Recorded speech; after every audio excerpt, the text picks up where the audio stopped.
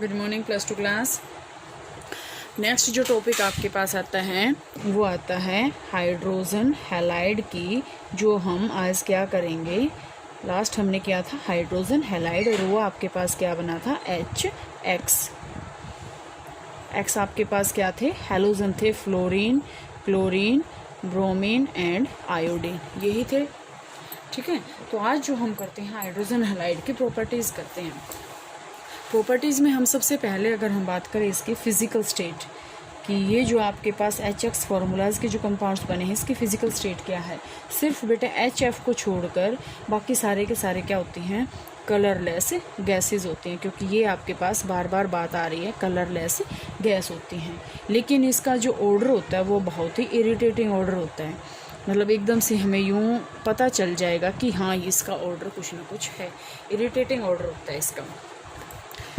इसके बाद अगर हम इसकी बात करते हैं हाइड्रोजन हैलाइड की मेल्टिंग और बॉइलिंग पॉइंट की, melting point and boiling point. ठीक है, अब अगर हम बात करें बेटा HF को छोड़कर, क्योंकि मैंने अभी आपको रिसेंटली बताया था फ्लोरीन कैनोमेलस बिहेवियर, तो HF को छोड़कर जो मेल्टिंग और बॉइलिंग पॉइंट है, HF का आपके पास क्या होता है, बॉइलिंग और मेल्टिंग पॉइंट हाई होता है। क्यों होता है, क्योंकि इंटरमोलिकुलर हाइड्रोजन बॉन्ड होता है। Increase in boiling point HCl से लेकर अगर हम HI जाते हैं तो यहाँ से आपके पास क्या है, ये इंक्रीज हो रहा है HCl से HI। ठीक है, HCl से HI अगर हम जाते हैं तो इसका जो मेल्टिंग और बॉइलिंग पॉइंट होता है वो इंक्रीज़ होता है। बॉइलिंग पॉइंट इंक्रीज़ होता है, क्यों होता है, क्योंकि वैन डर वाल फोर्सेज ऑफ अट्रैक्शन के कारण जो है ये ऐसा होता है। वैन डर वाल फोर्सेज जो है इंक्रीज़ होता है जैसे जैसे साइज़ जो है एटम का बढ़ता जाता है, साइज़ एटम का बढ़ता जाता है। तो आपको ये पता भी है कि अगर हम फ्लोरीन से अगर हम आयोडीन तक जाएंगे तो साइज़ क्या हो रहा है, इंक्रीज हो रहा है। साइज़ इंक्रीज हो रहा है तो इसका वैन डर वाल फोर्सेज ऑफ अट्रैक्शन भी क्या हो रहा है, इंक्रीज हो रहा है। ठीक है, अगर हम इसमें और बात करें बेटा बॉइलिंग पॉइंट की तो होगी। ठीक है, वैन डर वाल फोर्सेस के कारण मैंने इसमें बता दिया। लिक्विड स्टेट में आपके पास क्या है, यहाँ से लिक्विड स्टेट में HF जो है यहाँ से हाइड्रोजन बॉन्डिंग के कारण लिक्विड स्टेट में जो है एग्जिस्ट करता है, क्योंकि मैंने अभी बताया था सारे के सारे क्या होती हैं, गैसेस होती हैं। लेकिन HF आपके पास क्या होता है, लिक्विड होता है, किसके कारण, हाइड्रोजन बॉन्डिंग के कारण। थर्ड प्रॉपर्टी अगर हम इसकी रीड आउट करें तो वो आपके पास आता है इसका कोवेलेंट करैक्टर।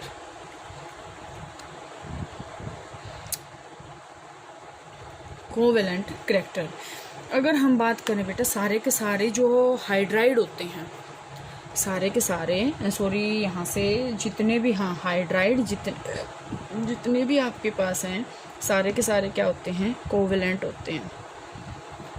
ठीक है, कोवेलेंट होते हैं। तो यहाँ से इलेक्ट्रोनेगेटिविटी अगर हम बात करें तो यहाँ से जैसे हमने एग्जांपल ले लिया HF का। अब हाइड्रोजन जो बहुत ही कम इलेक्ट्रोनेगेटिव है, लेकिन फ्लोरीन क्या है, हाईली इलेक्ट्रोनेगेटिव है। ठीक है, HX बॉन्ड आपके पास क्या होएगा, सारे के सारे जो HX बॉन्ड होंगे, हाइड्रोजन हैलाइड के जो बॉन्ड होंगे सारे के सारे क्या होंगे, पोलर होंगे इसके कारण। ठीक है, पोलर होंगे तो यहाँ से जो है आयनिक करैक्टर भी ये शो कर सकते हैं।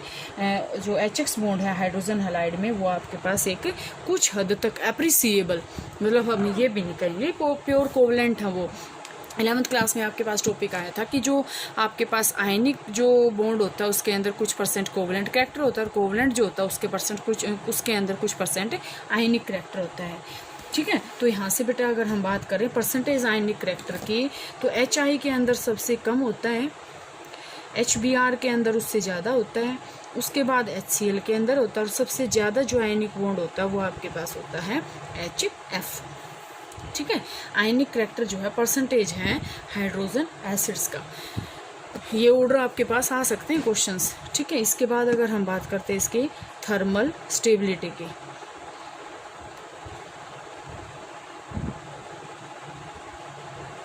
थर्मल स्टेबिलिटी की जैसे जैसे हम बात करेंगे बेटे, जैसे जैसे हम नीचे जाएंगे थर्मल स्टेबिलिटी वैसे वैसे इसकी डिक्रीज होती जाती है।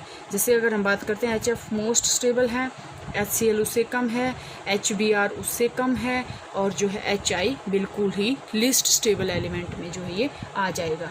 क्यों है, क्योंकि थर्मल स्टेबिलिटी जो होती है ना वो डायरेक्टली प्रोपोर्शनल होती है बॉन्ड डिसोशिएशन एंथैल्पी के, ठीक है। बॉन्ड डिसोशिएशन एंथैल्पी के जो है ये डायरेक्टली प्रोपोर्शनल होती है। इसके बाद अगर हम इसमें बात करते हैं तो वो आपके पास आता है इसमें एसिडिक स्ट्रेंथ।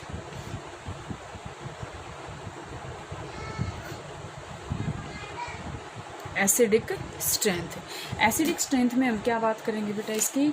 एसिडिक स्ट्रेंथ क्या होते हैं, सारे के सारे जो भी हाइड्रोजन हैलाइड होते हैं सारे के सारे क्या होते हैं, एसिडिक इन नेचर होते हैं, सारे के सारे क्या होते हैं, एसिडिक होते हैं। अब जैसे अगर हम बात करते हैं, जैसे हमने एसिडिक प्रूव करेंगे, अब HX ले लिया हमने, इसके अंदर हमने वाटर मिला दिया तो ये क्या बनाएगा, H3O पॉजिटिव बनाएगा, प्लस आपके पास क्या बनाएगा, X नेगेटिव बनाएगा, ठीक है। तो यहाँ से आपके पास ये आएगा, इसमें जो है एसिडिक स्ट्रेंथ आएगी बेटा एक HF सबसे वीक एसिड, ठीक है, HCl उससे ज़्यादा, HBr ये आपको याद करने पड़ेंगे, और HI जो है आपके पास सबसे स्ट्रोंगेस्ट एसिड होता है। और एसिडिक स्ट्रेंथ आपके पास किसके ऊपर डिपेंड होती है, जो एसिडिक स्ट्रेंथ है वो डायरेक्टली प्रोपोर्शनल होती है degree of dissociation, degree of dissociation, ठीक है, degree of dissociation. Acidic strength अगर हम डिग्री ऑफ डिसोशिएशन देखें तो डिग्री ऑफ डिसोशिएशन जो है इसके जो है डिक्रीज जो है यहाँ से इसके डायरेक्टली प्रोपोर्शनल जो है होती है। इसके बाद हम इसका जो है करैक्टर, नेक्स्ट करैक्टर अगर हम देखें तो वो आपके पास आता है रिड्यूसिंग करैक्टर।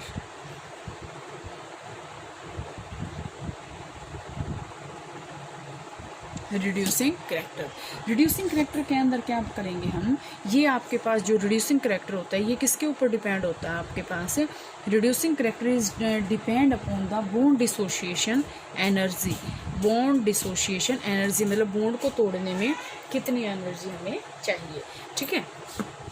तो इसका ऑर्डर देखते हैं बेटा, रिड्यूसिंग करैक्टर में अगर हम बात करते हैं तो इसका ऑर्डर जो है ये होता है,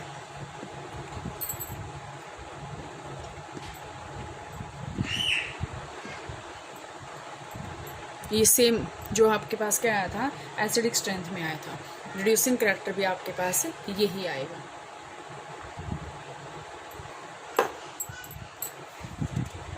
ठीक है।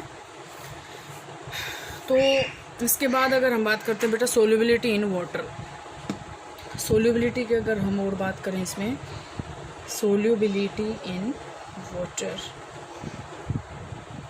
सोल्युबिलिटी इन वाटर में आपके पास क्या आएंगी, सारे के सारे हाइड्रोजन हैलाइड जो है सोल्यूबल होते हैं वाटर के अंदर।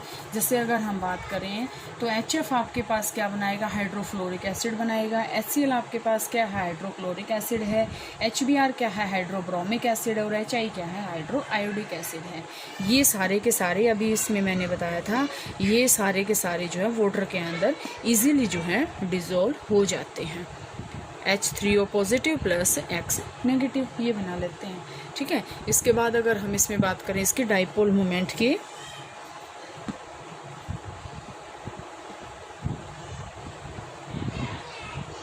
डाइपोल मोमेंट, डाइपोल मोमेंट किसके म्यू होता है, ठीक है।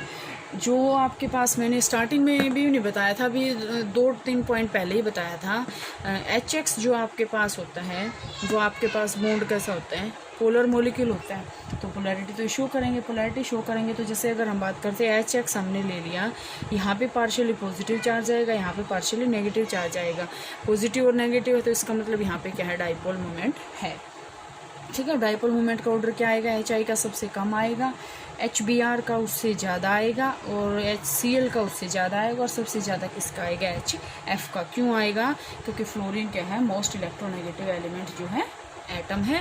यहाँ से अगर हम इसकी बात करेंगे, यहाँ से अगर हम इसकी बात करते हैं तो 0.38 D और 0.79, और HCl का होता है 1.11 D, और इसका होता है 1.86 D, ठीक है। इसके बाद बेटा ऑक्सीजन के ऑक्साइड्स आएंगे, वो जो है कल करते हैं।